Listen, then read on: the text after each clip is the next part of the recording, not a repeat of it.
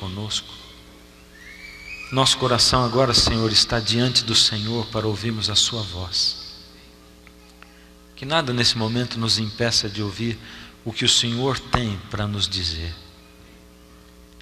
Nenhum barulho, nenhum som, nenhum gesto. Que eu não atrapalhe, Senhor, as pessoas de ouvirem a sua voz. Unge os meus lábios, Senhor, com o poder do seu Espírito, apesar de quem sou eu. Em nome de Jesus, amém. Lucas capítulo 7 é um dos textos que nós temos para meditação hoje. Lucas 7. Hoje é um dia de festa na Igreja Central de Curitiba. Hoje é dia de festa. Por quê? Porque hoje é sábado. Hoje é sábado e hoje é dia de festa na Igreja Central de Curitiba. O Senhor Deus está sendo louvado, o seu nome honrado, exaltado. Os céus todos se voltam para diante do trono do Senhor.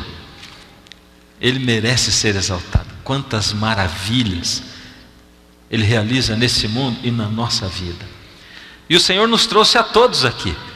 Eu fico olhando para todos esses rostos. Aliás, lá para cima eu não consigo olhar para rostos, eu consigo ver uns vultos ali. Mas eu fico olhando para vocês e pensando: o que os trouxe aqui nessa manhã? O que nos trouxe aqui? Cada um de nós tem objetivos diferentes, ideais diferentes, anseios diferentes. Cada um de nós carrega no coração, no peito, desejos, sonhos, realizações que nós queremos ter. Mas uma coisa precisa nos unir hoje, aqui nessa manhã: o desejo de adorar ao Senhor, de louvar o seu nome, o desejo de exaltá-lo pelo que Ele é, pelas maravilhas que Ele tem feito, pela maravilha de nós estarmos vivos, estarmos aqui na sua casa. E eu estou louvando ao Senhor porque eu estou aqui hoje. Eu estou olhando para cá e estou dizendo assim: que presente maravilhoso Deus tem dado para mim. Que presente maravilhoso Deus tem dado para todos nós. É verdade ou não é? Uns aos outros, uns aos outros. Eu vi que num momentinho aqui, durante o louvor, o Daniel pediu para a gente cumprimentar uns aos outros, não é verdade? E eu fico pensando assim, que o que é cumprimentar? É só eu dizer assim: olá, prazer falar com você? É só fazer o que eu fiz aqui na plataforma, quando a gente foi cumprimentando uns aos outros, né?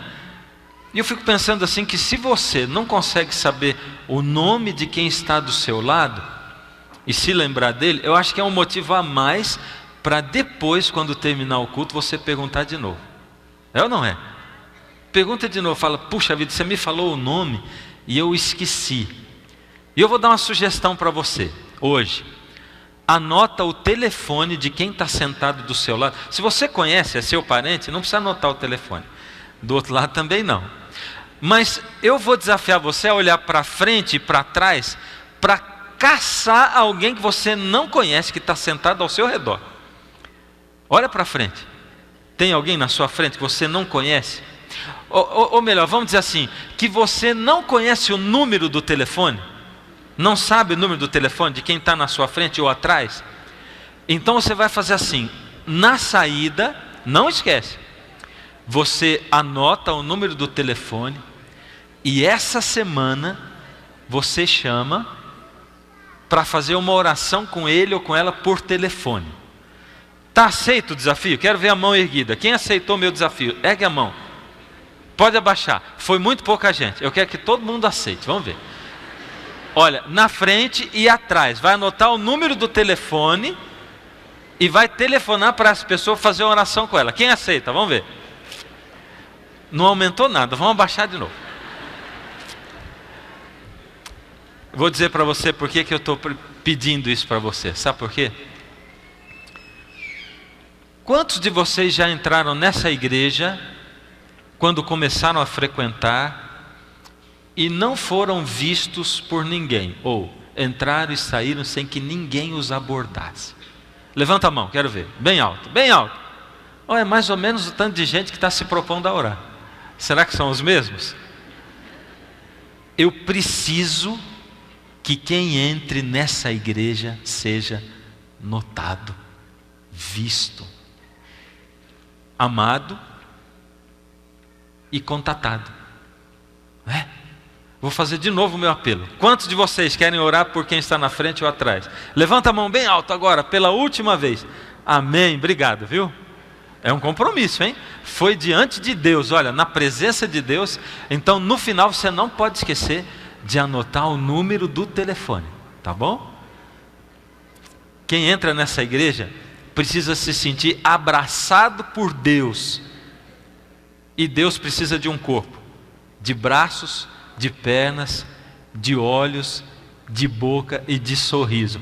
E os olhos de Deus, a boca, os braços, a perna, somos nós que estamos aqui hoje.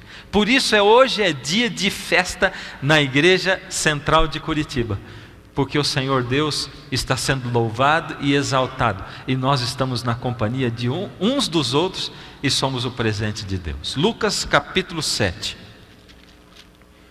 do verso 18 em diante, diz assim: todas essas coisas foram referidas, contadas a João pelos seus discípulos. E João, chamando 2 deles, enviou-os ao Senhor para perguntar. Eu sei que o texto está aparecendo na tela, mas eu quero desafiar você a abrir sua Bíblia, tá bom? Pegar a Bíblia e abri-la e ler aqui, na palavra de Deus. Aqui está dizendo assim: todas essas coisas foram referidas a João. Que coisas foram essas que foram contadas a João? Todas essas coisas. É o que está acontecendo aqui antes. Aqui diz que Jesus ressuscitou o filho da viúva de Naim. Ele curou o servo de um centurião. Todos os milagres que Jesus andava fazendo foram contados para João Batista através dos seus discípulos. Enviou-os ao Senhor para perguntar: és tu aquele que estava para vir, ou havemos de esperar outro? Quando os homens chegaram junto dele, disseram: João Batista enviou-nos para te perguntar: és tu aquele que estava para vir, ou esperaremos outro? Naquela mesma hora, curou Jesus muitos de moléstias e de flagelos e de espíritos malignos, e deu vista a muitos cegos. Então Jesus lhes respondeu: ide e anunciai a João o que vistes e ouvistes. Os cegos veem, os coxos andam, os leprosos são purificados, os surdos ouvem, os mortos são ressuscitados, e aos pobres é anunciado o Evangelho. E bem-aventurado é aquele que não achar em mim motivo de tropeço. Onde João Batista estava quando os discípulos dele foram ter com ele para contar o que estava acontecendo com Jesus? Onde João Batista estava? Quero ouvir de vocês. Na prisão. Ele estava preso. Quem era João Batista? João Batista não era um qualquer. João Batista era alguém muito, muito especial. E o que fazia de João Batista alguém especial? É porque ele era primo de Jesus? É isso que o fazia especial? É porque ele tinha sido escolhido por Deus para preparar o caminho de Jesus? É isso que fazia dele especial? É? Está em dúvida? Quando eu pergunto, eu gosto, porque a gente se comunica assim, não é? Eu falo, você responde, conversa desse jeito, a gente dialoga desse jeito. É porque ele era um grande profeta? É por isso que ele era especial? Vou dizer para você, tudo isso ele era por causa de ter aceito o chamado de Deus. E ter aceito o chamado de Deus é que fazia de João Batista alguém muito especial. O mesmo chamado Deus faz para você e para mim hoje, igualzinho ao de João Batista. João Batista viveu um pouquinho antes, nasceu um pouquinho antes de Jesus e viveu para preparar o caminho do Senhor Jesus para quando ele viesse a essa terra. Nós hoje, você e eu, vivemos um pouquinho antes da segunda vinda do Senhor Jesus. E somos chamados para preparar o caminho do Senhor. A única diferença, e o que fazia João Batista, o homem especial que ele era é que João Batista aceitou o chamado, o convite do Senhor, e aceitou proclamar para o mundo e preparar o caminho do Senhor. João Batista estava na prisão, estava preso, e o coração dele estava desesperado. Mas João Batista não era profeta, ele não era alguém especial, não foi chamado para preparar o caminho do Senhor. Uma das cenas mais maravilhosas, eu tenho em casa aquele livro Vida de Jesus, e que tem muitas gravuras, aquele grande. Ali tem uma gravura que é uma das que mais me impressiona, uma pintura. É a cena do batismo do Senhor Jesus. Eu gosto muito da cor ou das cores que o artista escolheu para pintar aquele quadro.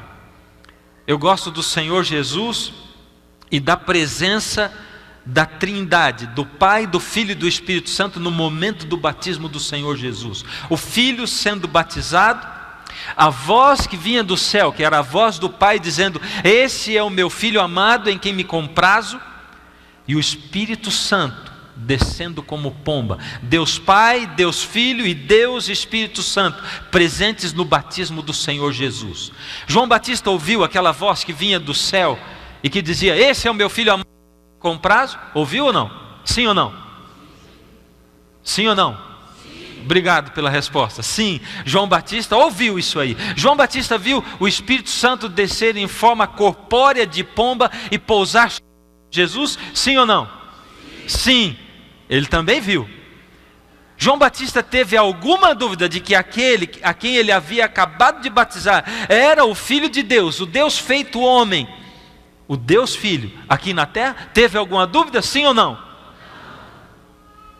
Então, por que ele mandou os discípulos dele fazerem essa pergunta para Jesus? João Batista enviou-nos para te perguntar: és tu aquele que estava para vir, ou havemos de esperar outro? Tinha dúvida ou não tinha? Tinha, mas não no momento do batismo. Agora, não é verdade? Ele não tinha no momento do batismo. Então por que ele tinha dúvida agora? Ele esqueceu do que ele tinha visto no batismo? Foi isso? Um lapso de memória, e João Batista esqueceu totalmente o que ele tinha visto no momento do batismo de Jesus. Às vezes em que Jesus se aproximou da multidão, enquanto João Batista pregava, e que João Batista diz assim: olhem aqui, no meio de vocês está alguém, e eu não sou digno de desatar a correia da sandália deles. Eu batizo com água, mas ele veio, e ele batizará com fogo, o fogo do Espírito Santo. Agora João Batista não tinha mais dúvida, é isso? Ou naquele momento do batismo não, e agora tinha? A vida provoca dúvidas na gente, não é verdade? Principalmente os sofrimentos dessa vida provocam dúvidas na gente com relação a Deus. E sabe, eu tenho certeza que muitos e muitos e muitos aqui têm milagres incontáveis que o Senhor Deus tem feito na sua vida. Eu acho que seria um bom exercício para a gente fazer uma outra coisa. Eu já dei uma tarefa de casa para vocês, né? Mas essa não é de casa, é aqui na igreja. É para você anotar o telefone de quem está na frente e atrás antes de sair daqui hoje. Mas eu vou dar um dever de casa para você. Leva a sério. Pega o sábado à tarde hoje, ou no momento que você for fazer o culto do pôr do sol, pega um papel e anota. Começa a lembrar de milagres que Deus já fez na sua vida, desde que você era criança. Põe em cima escrito assim: lista de milagres que Deus fez na minha vida. E começa a anotar. Se você é casado e já viveu milagres junto com a esposa, senta junto com ela e começa a colocar. Enumera, coloca o número assim, 1, e coloca o milagre ao lado. 2º, 3º, 4º. Faz isso. É uma coisa maravilhosa para a gente poder visualizar e se lembrar de coisas que nós já esquecemos. E principalmente se você estiver passando por algum problema muito sério, por uma angústia, por uma provação, se você estiver passando por um momento de desânimo, se você estiver passando um momento de problemas conjugais, se você estiver passando por problema de emprego, falta de dinheiro, se você estiver endividado, se você estiver na universidade, e agora um monte de professores que se dizem os sábios desse mundo, estão colocando um monte de minhocas na sua cabeça em relação a Deus, e tentando fazer você questionar a existência de Deus, e se você está questionando a existência de Deus, principalmente, faz essa lista. Mas se você tiver de bem, faz uma lista e enumere os milagres. João Batista não tinha dúvidas no momento do batismo de Jesus de que ele era o Filho de Deus, o Deus feito homem, vindo a esse mundo para nos salvar. Mas sabe o que aconteceu? Logo depois do batismo de Jesus, Jesus foi levado ao deserto para ter comunhão com Deus. João Batista continuou o ministério dele, mas logo João Batista foi preso. E João Batista foi encarcerado. E João Batista na masmorra, sofrendo. Ele ouvia dos discípulos as notícias daquilo que Jesus andava fazendo, dos milagres que Jesus fazia, de como Jesus curava pessoas, e as últimas notícias ainda mais eram muito fortes, muito poderosas. As últimas notícias indicavam que Jesus tinha ressuscitado o filho de uma viúva, que Jesus curara leprosos, tocando, colocando a mão na pele, tocando o intocável. As últimas notícias eram arrasadoras. Enquanto isso, João Batista sabia, ele sentia na sua boca o gosto amargo da morte se aproximando. Alguns de nós, seres humanos, sentimos o gosto amargo da morte se aproximando. Quantas pessoas chamam pastores no seu leito de morte e dizem: pastor, eu chamei você aqui porque eu sei que eu vou morrer hoje. E quantas vezes isso acontece de verdade? São videntes essas pessoas? Eles sentem o gosto amargo da morte se aproximando. João Batista sentiu o gosto amargo da morte se aproximando. E aquele a quem ele havia batizado, Jesus, o Filho de Deus, o Filho amado em quem me comprazo, Jesus andava por ali fazendo milagres, grandes maravilhas, por todos os lados, mas não por João Batista. Jesus andava libertando pessoas que eram encarceradas pela doença. Jesus andava libertando cativos do pecado e de Satanás, endemoniados, expelindo demônios. Interessante é que parece que a gente não vê tantos endemoniados como antes. Esses dias conversando com um amigo meu, um psiquiatra, e ele falou assim: pastor, se você notar a grande menção de endemoniados lá, quando Jesus veio, e hoje, dá a impressão que não existem tantos endemoniados quanto antes, não é, pastor? Mas a gente sabe que existe mais do que antes ainda. Acontece que para muitas dessas manifestações demoníacas, a ciência achou até nome, eles só não sabem explicar por que acontece. Existem nomes científicos para coisas que são exatamente endemoniamentos.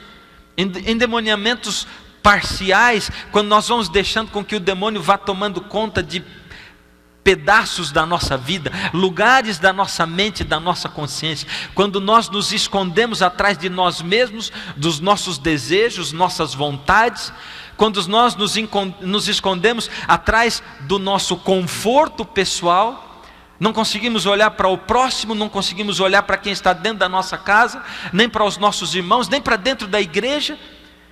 E nós vamos deixando o inimigo tomando conta de pedacinhos da nossa vida. E ele vai nos cercando e tomando conta. E alguns de nós achamos que não somos, mas temos o inimigo tomando conta de setores muito importantes, de áreas importantes da nossa vida. Às vezes da nossa diversão, do prazer, às vezes do que nós comemos, do que nós vestimos, em como nos divertimos. Às vezes da nossa própria consciência, quando enganamos a nós mesmos. Jesus expelia demônios com uma autoridade que ninguém havia visto. Jesus curava com uma autoridade que ninguém jamais havia visto. Porém, nada daquilo acontecia com João Batista. Com certeza, em alguns momentos da sua vida, você tem olhado ao redor e parece que os milagres acontecem só para os outros. Eu não. Parece que Deus age sim, só para os outros. Parece que Deus fala sim, mas só para os outros. Por que Deus fala com ele e não fala comigo? Por que Deus age com ele e não age comigo? Por que ele diz assim, eu estive conversando com Deus hoje de manhã, eu ouvi a voz de Deus, e por que eu não ouço a voz de Deus? Por que Deus faz milagres para alguns e parece que resolve os problemas dele, e parece que tem gente na igreja que todos os dias e todos os cultos tem um milagre diferente para contar, e por que para mim não acontece comigo, só acontece com os outros? E conforme o gosto da morte foi ficando mais amargo, e conforme João Batista foi sofrendo mais, e foi vendo que para ele não haveria saída, e conforme João Batista ouvia falar do que acontecia do lado de fora, enquanto Jesus pregava, fazia milagres, expulsava demônios, o coração dele foi ardendo, e João Batista começou a ouvir a voz dos discípulos, que diziam, os discípulos dele: Senhor, olha o que Jesus tem feito, Ele tem feito isso, Ele curou leprosos, Ele expeliu demônios, olha o que Jesus fez, Ele ressuscitou o filho da viúva de Naim. Senhor, será que Ele não vem para tirar o Senhor? Algumas vezes nós nos deixamos ser emissários do inimigo, quando nós tentamos consolar algumas pessoas, e a gente tem que tomar um cuidado muito grande com isso.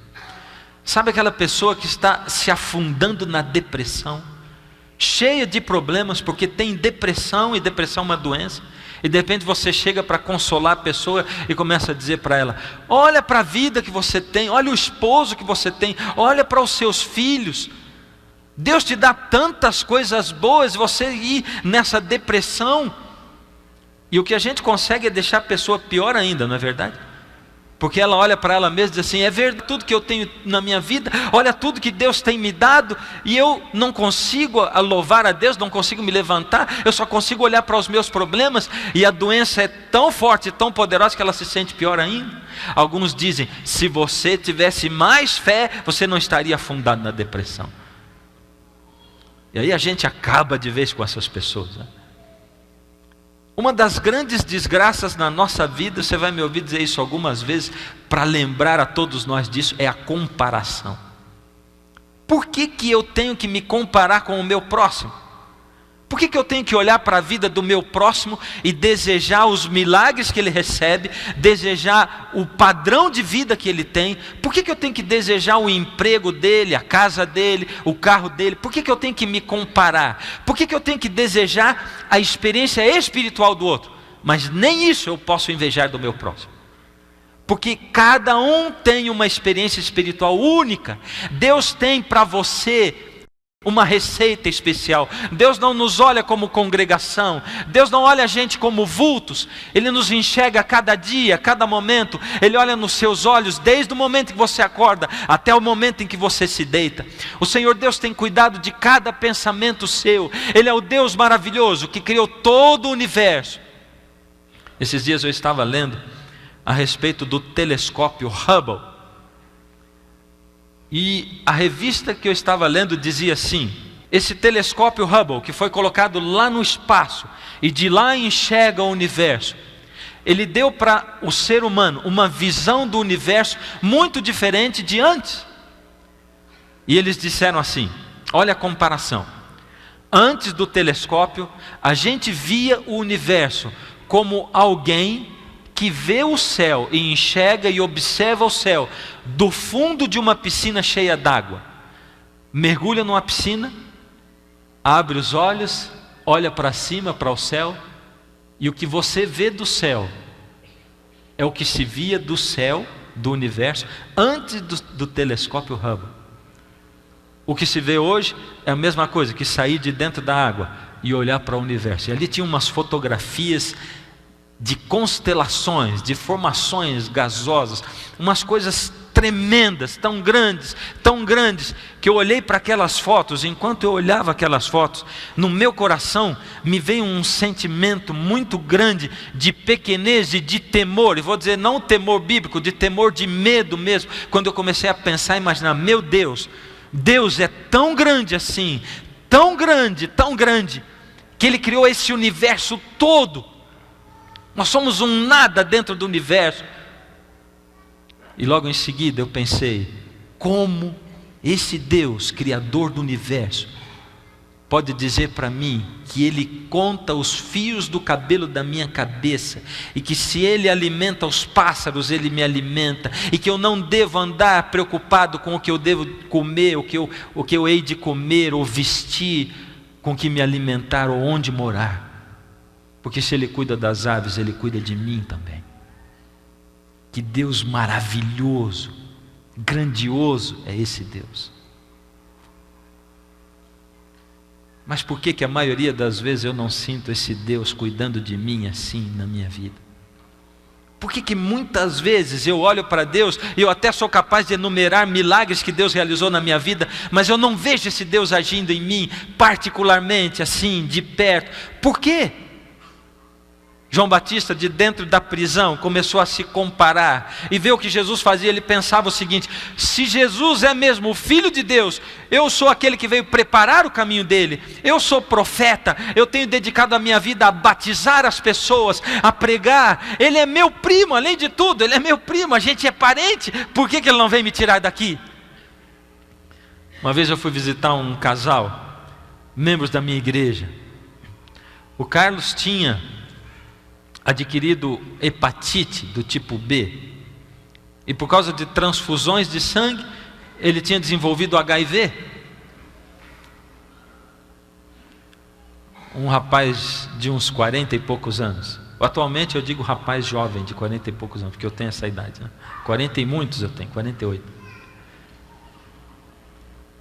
E eu ouvi a esposa dizendo: pastor, acontece que os nossos parentes, eles vêm para a gente e dizem assim: vocês são masoquistas, porque se vocês estão pedindo milagre na igreja de vocês e não acontece, vocês são masoquistas.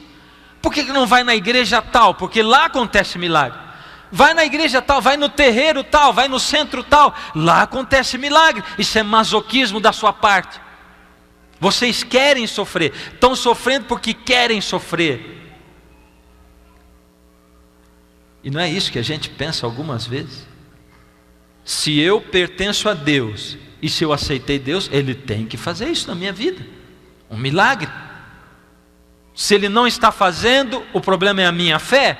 Se Ele não está fazendo, o problema sou eu, ou é a minha igreja, é o lugar onde eu estou buscando. Mas eu não posso criticar você de pensar isso, e Deus também não me esmaga por causa disso, porque João Batista, que foi apresentado por Jesus como o maior de todos os profetas, também sentiu isso. Sentiu o desamparo, sentiu-se desprotegido, sentiu-se abandonado por Deus. E o pior de tudo é que Deus estava aqui nessa terra, andando feito homem. As pessoas podiam tocar em Deus, falar com Deus, as pessoas podiam olhar para Deus, as pessoas podiam ouvir a voz de Deus. Jesus estava andando nessa terra, atuando ali. E João Batista mandou seus discípulos perguntarem para Jesus. O que mais me deixa admirado é a resposta de Jesus.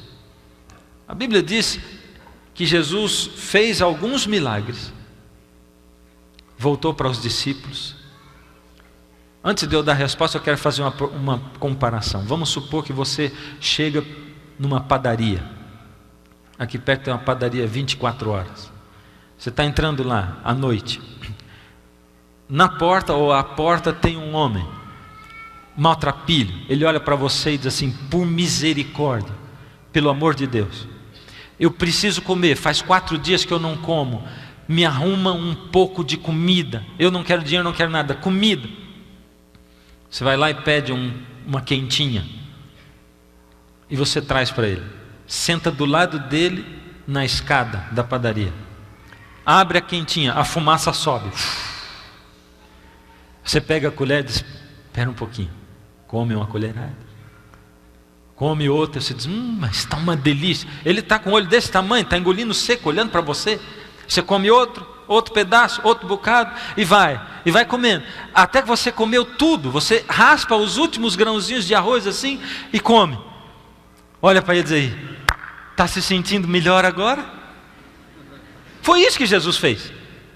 Jesus fez um monte de milagres, olhou para os discípulos e disse assim: agora vão lá e contem para João Batista que aqui fora os surdos ouvem, os cegos veem, os coxos estão andando, os mortos são ressuscitados, aos pobres está sendo pregado o evangelho. Vai lá e conta para ele. Em outras palavras, vai lá e diz para o João Batista: João Batista, eu sou mesmo o Messias. Todas essas aqui são provas messiânicas, profecias messiânicas do Antigo Testamento. Então digam para ele que eu sou o Messias sim. E digam para ele: João Batista, aqui fora Jesus está curando, Ele está ressuscitando, Jesus está restaurando. Em outras palavras, Jesus estava dizendo: João Batista, eu sei que você está sofrendo. João Batista, eu sei que você está com dúvida, que você está se sentindo desamparado. João Batista, eu sei que você precisa de um milagre na sua vida, mas eu quero dizer para você, João Batista, eu não posso realizar esse milagre na sua vida hoje. Eu não posso. Ele podia realizar esse milagre? Sim ou não?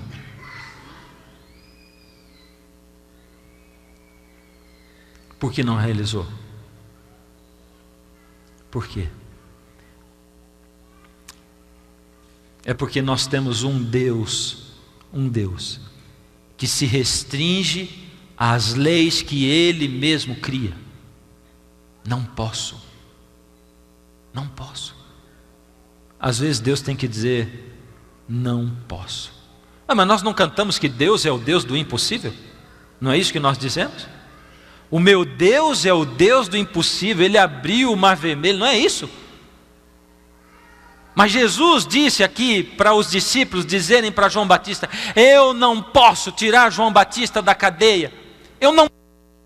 E se você acha que essa resposta é dura demais para João Batista, se você acha que essa resposta é dura demais para você, deixa o tempo passar um pouquinho e olha Jesus lá no horto, ajoelhado, orando e suando gotas de sangue, e orando ao Pai e dizendo: Pai, esse fardo, isso que eu vou viver é pesado demais. Ó Senhor, por favor, se Tu podes, passa de mim esse cálice sem que eu tenha que beber, contudo seja feito de acordo com a Tua vontade. E você vai ouvir o próprio Deus respondendo para o seu Filho Jesus: eu não posso, eu não vou tirar você daí, você vai ter sim que sofrer, você vai ter sim que morrer. E é por isso, queridos, que algumas vezes na nossa vida a gente tem que ouvir Deus dizendo: eu sou o Deus do impossível, eu posso tudo, mas eu não posso livrar você, eu não posso livrar você do seu pecado, eu não posso curar a sua mãe que está doente, eu não posso fazer a sua vontade, eu não posso devolver o seu emprego agora, eu não posso. Mas não posso por quê? Simplesmente porque Deus conhece o fim desde o princípio. E quando eu coloco a minha vida na mão de Deus, eu vou orar como Jesus orou, e eu vou dizer assim: contudo seja feito de acordo com a Tua vontade e não a minha. E se eu tiver que passar pelo vale da sombra da morte, eu vou saber que Ele anda comigo lá. As provações são assim na nossa vida. Queridos, nós vivemos em época de provações, de problemas.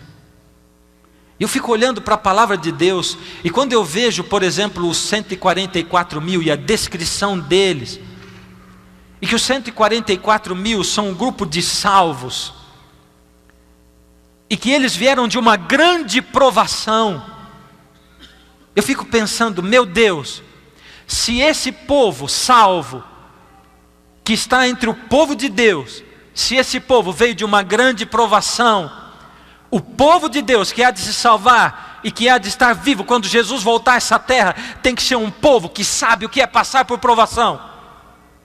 E isso é correr na contramão do mundo, porque enquanto o mundo inteiro está chamando você para ver milagres em igreja, enquanto o mundo inteiro está chamando você para ver o Senhor Deus atuando e livrando você dos problemas e das tristezas e dos problemas de saúde, e para ver milagres, Deus está chamando um povo que sabe o que é passar por provações, por problemas. Deus está chamando um povo que, mesmo quando não parece que Deus está guiando, esse povo olha para o Senhor Deus e diz: Senhor, eu não sei o que está acontecendo comigo, mas se está acontecendo, seja feito de acordo com a tua vontade, porque eu estou aqui para que tu operes na minha vida, Senhor.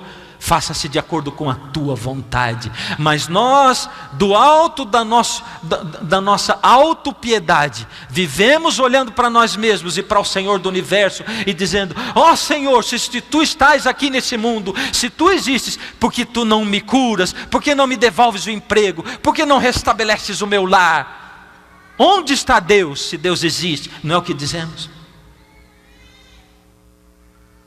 Contudo, esse Deus é tão maravilhoso que nos permite passar por problemas e provações. Eu preciso ler um trechinho, uma joia preciosa. Esse livro é o livro Primeiros Escritos. Ele tem um capítulo aqui na página 46 que se chama A Prova de Nossa Fé. Nesta época de provação, precisamos animar-nos e confortar-nos mutuamente, uns aos outros. As tentações de Satanás são maiores agora do que nunca. Sabe quando alguém diz assim: é mais difícil ser jovem agora do que antigamente? É ou não é? Mais difícil. Sim ou não? Ela está dizendo aqui que as provações são maiores agora do que nunca. É mais difícil. É por isso que Deus deixou para você nascer só agora, porque Ele sabe que você, jovem, tem condição de viver e vencer nessa época. Porque a luz que nós temos agora também é muito maior do que nunca. Não é tempo de nos deixarmos do desânimo, nem de sucumbir sob as provações. Devemos sobrepor-nos a todas as nossas aflições e confiar inteiramente no poderoso Deus de Jacó. O Senhor me mostrou que sua graça é suficiente em todas as nossas provações. Graça. Quer saber o que é graça? Essa graça é suficiente em todas as provações. Se você não está conseguindo passar pelas provações, se você não consegue sentir a graça de Deus, eu vou fazer um apelo para você: compra a lição da escola sabatina. Estuda essa lição. Ela vai ensinar para você o que é graça. Quer passar pelos problemas e pelas provações? Estuda isso, a graça, porque a graça de Deus, de Jesus, é suficiente para nos ajudar a passar por todas as provações. Quando nos assaltam tentações e provações, vamos a Deus e com verdadeira agonia de alma oramos a Ele. Não nos despedirá Ele vazios, mas nos dará graça e força para vencer e quebrar o poder do inimigo. Tem um outro trechinho aqui que eu preciso ler para você. Deus me mostrou haver Ele dado ao seu povo uma taça amarga a beber, a fim de os purificar e limpar. Isso quer dizer que às vezes as provações, muitas delas, vêm permitidas por Deus para nos purificar e nos limpar. Porque Deus está preparando um povo que sabe o que é sofrer, o que é passar por provações, por tentações. Deus está preparando um povo que sabe o que é ser oprimido e que consegue olhar para Deus e saber que a graça dele é suficiente para isso. Aquele, porém, que o recebe assim, é um amargo sorvo, e eles podem tornar ainda mais amargo, murmurando e queixando-se e amofinando-se. Aqueles, porém, que o recebem assim, precisam de outro trago, pois o primeiro não produz sobre o coração o efeito que lhe era destinado. Uau! Isso aqui me arrepia, porque está dizendo que quando eu não aprendo a lição do sofrimento, às vezes eu preciso de um outro trago e um outro. E tem mais. Deus só deixa passar pela provação e deixa a fé ser provada no fogo aqueles que Ele vê que valem a pena ser provados. Vale a pena serem provados. E se você está sendo provado, olha para o céu e diga: Senhor, muito obrigado por essa provação. Eu só não sei como passar por ela. Eu só não sei como vencer. Eu só não sei como sentir a sua graça e me sentir em paz no meio da provação. Mas o Senhor está aqui para olhar para você, colocar a sua mão e para dar a você poder e força para vencer as tentações. Você quer vencer as provações? Quer vencer? Quer olhar para Deus e enxergar um Deus assim? Quando Jesus estava na cruz, Ele ainda clamou: Deus meu, por que me desamparaste? Você e eu temos um Deus que sabe o que é se sentir desamparado. Quando você ora a Jesus, você não está orando a alguém que não sabe o que é se sentir desamparado. Você não está orando a alguém que não sabe o que é sentir fome, dor. Você não está orando a alguém que não sabe o que é se sentir traído por alguém a quem você dedicou tempo da sua vida. Você não está orando para alguém que não entende a sua dor, o seu sofrimento e o seu problema. Você está orando a alguém que foi o sofredor dos sofredores e que levou sobre ele todas as nossas culpas. Querido, o Senhor Deus deseja restaurar você. Ele deseja ajudar você. Mas muitas vezes essa ajuda precisa vir em forma de provas, de problemas. E quando você estiver sendo perseguido, quando você estiver passando por provações, ergue a mão para os altos, para o alto, e aí você diga: louvado seja o teu nome, Senhor. Eu quero exultar porque eu sei que aquele que é perseguido por causa da justiça tem o seu galardão no céu. Hoje o Senhor Deus faz um convite para você. Hoje o Senhor olha para você e deseja de você um comprometimento com Ele. Deseja que você olhe para Ele e diga: Senhor, eu aceito aquilo que o Senhor tem para mim. Eu coloco aos teus pés a minha vida, o meu sofrimento, a minha angústia, as provações pelas quais eu passo. Eu coloco a minha vida aos teus pés e aceito os teus planos para mim. O que você responde ao Senhor? Nessa manhã, eu quero convidar você que está passando por provações, por problemas. Você que está se achando pequeno demais para vencer as provações. Você que tem sucumbido e tem se sentido tão aquém delas, incapaz de poder vencê-las. Você tem sentido a sua fé sendo abalada por causa disso. A aceitar o convite do Senhor e dizer: Senhor, eu não sei como, mas eu quero me comprometer a buscar ao Senhor para que a sua graça possa ser suficiente para que eu passe por essa provação. Eu quero aceitar a sua vontade na minha vida. Então, enquanto eu vou cantar uma música, o Espírito de Deus vai tocar o seu coração e você vai ficar em pé. E eu quero orar com você, para que Deus coloque a sua mão sobre você, para que você enxergue os planos de Deus para você, para que você consiga passar por esse momento, deixando com que o Senhor habite o seu coração e a sua vida. Se você sente esse desejo, enquanto a música toca, o Espírito de Deus vai tocar o seu coração. E aí você vai ficar em pé. Pode ser que você esteja sofrendo, duvidando de Deus. Pode ser que você esteja afundado na dúvida, na tristeza, na angústia. O Senhor chama você para se libertar disso através da confiança nele, de olhar para Ele.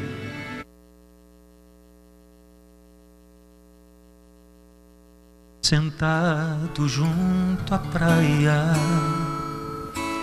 pedi que o mar levasse Se uma pergunta para Deus: Senhor, será que sabes como é duro aqui viver? Sofrer, chorar, ter fome e ver queridos a morrer. Na areia adormeci e de repente amanheceu. O sol deu vida a tudo e trouxe paz ao coração.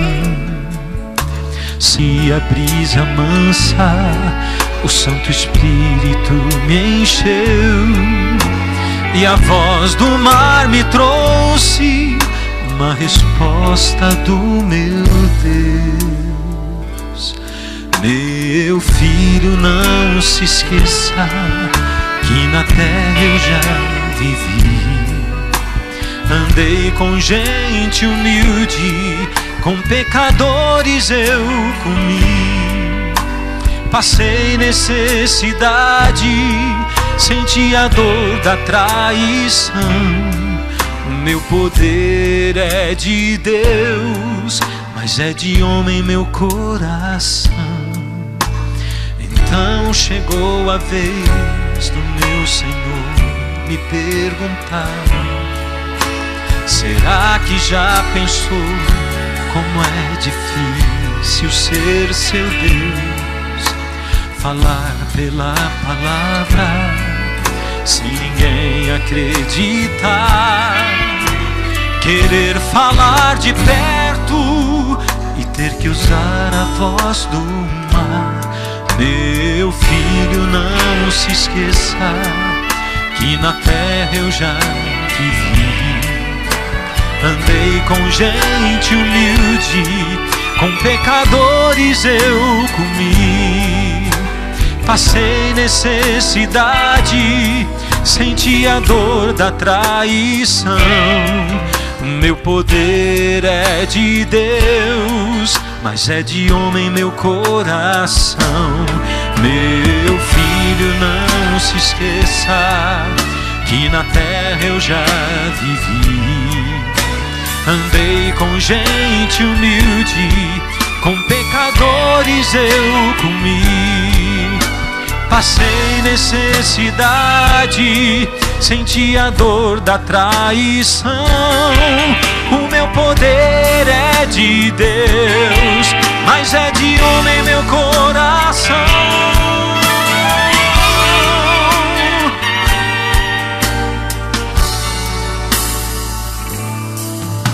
Ser Deus é ser um pai que foi traído pelos filhos.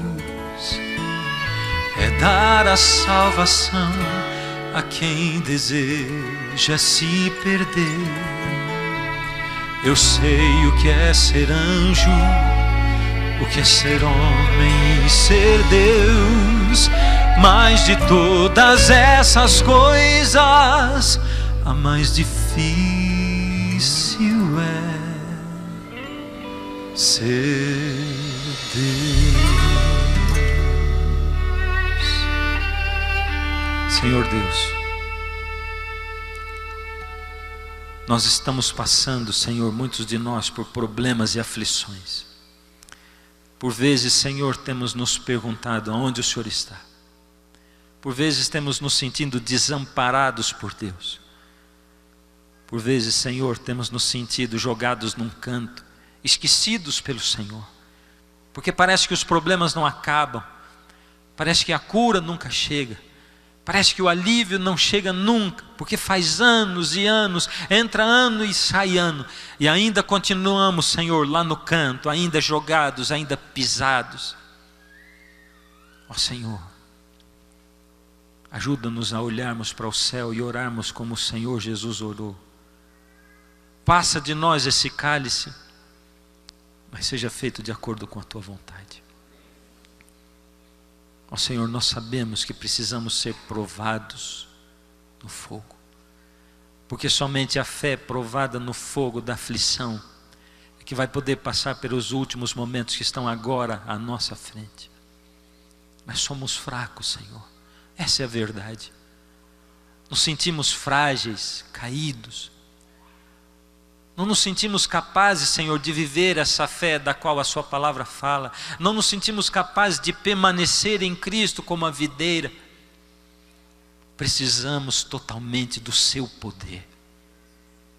Hoje o Senhor abre uma porta de oportunidade. Estamos em pé para dizer: Senhor, queremos colocar a nossa confiança nas Tuas mãos. Temos a nossa parte, Senhor. Esforço de buscá-lo, esforço de orar, de ler a Tua palavra, de testemunhar, de animar uns aos outros. Dá-nos esse poder, nem ele nós temos. Revigora a nossa fé, ajuda-nos a sentirmos abraçados pelo Senhor, e ao sairmos daqui, animados a continuarmos buscando o Senhor ainda mais. Aceita o nosso compromisso, em nome de Jesus. Amém, Senhor.